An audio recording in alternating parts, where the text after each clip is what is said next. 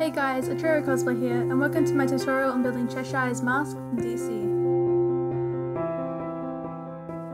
You will need some 5mm foam. You can go thicker if you would like, but remember it needs to have some flex in it. Trace out the template, including the eyes. The link for the template is in the description. Now you will need a chopping board or mat, a box cutter, and if you have any, some hobby knives.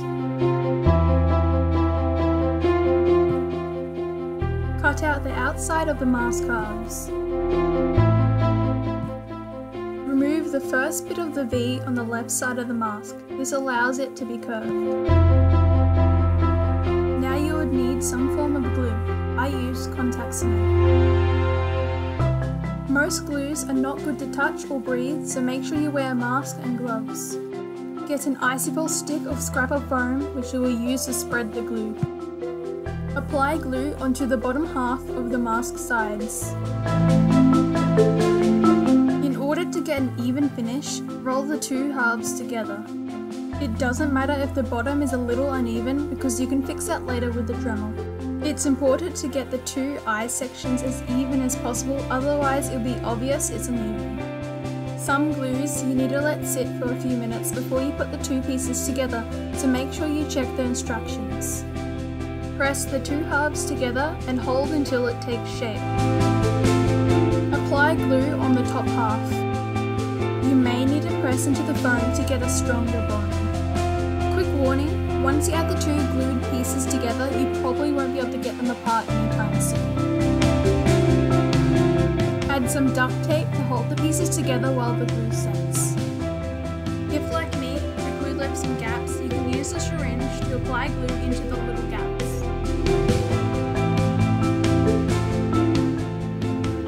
Now you will need some 3mm foam. Cut out the cheek stripes from the template and trace and cut onto the foam. Using some thin sandpaper, smooth the edges.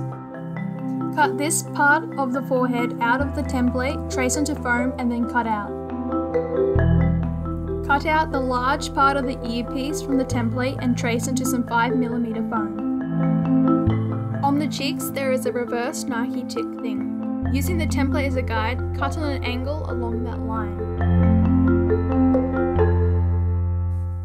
Glue the bottom section just underneath the top, but so it curves the base a little. Glue on the ears, forehead, and stripes.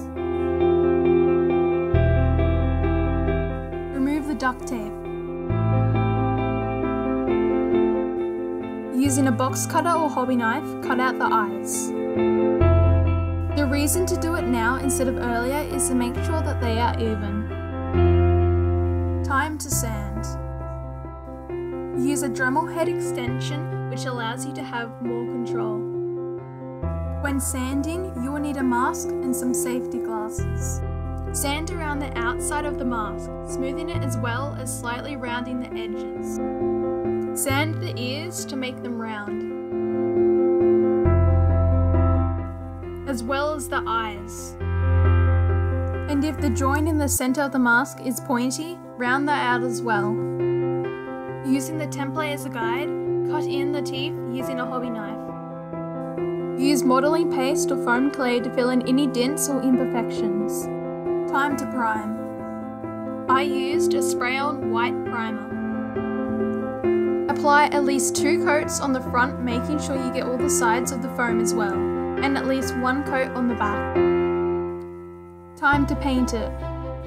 I used a spray-on grey. Again, apply at least 2 coats on the front and 1 on the back, getting all the nooks and crannies. Grab some masking tape, red, black and white acrylic paint. Cut the V from the forehead piece and gently trace onto the mask. Apply masking tape around the edges of the lines, as well as the bases of the cheek stripes. You can also use toilet paper rolls to create a stand for your mask so that it doesn't touch your workspace. Grab a fine bristled brush and apply the red paint in sweeping motions. You may need to do several layers to get a solid colour. Repeat with the mouth. The white paint I chose, Pearl White, was incredibly thin and I had to do 19 layers in order to get a solid colour. Due to the many layers, bits of paint managed to seep under the masking tape, causing it to not have a clean finish. To touch it up, use a pin or sewing needle and steadily dab on some white paint. You can use your finger to smooth it out. You may need to do several layers. It looks better now, but still not smooth. Spray some of the grey paint onto a piece of cardboard and repeat the process with the pin. There we go. Repeat the pin process for any touch-ups. Cut some strips of tape and place them around the indented teeth lines. They should be incredibly thin as the lines aren't all that thick. There should be a thin gap between them. Then paint on some black paint. Add the nose. Time for the lenses. If you would prefer to leave the eyes bare, use some fabric or paint around the eyes, you can skip this step. You will need a pair of sunglasses and pop out the lenses. Trace the eye templates onto some masking tape and stick onto the lenses. Use a file or sandpaper to round out the edges to the appropriate size. Go a little bigger as you can always make it smaller. Here it is. My mask cracked a little when putting them in because the paint wasn't all that flexible.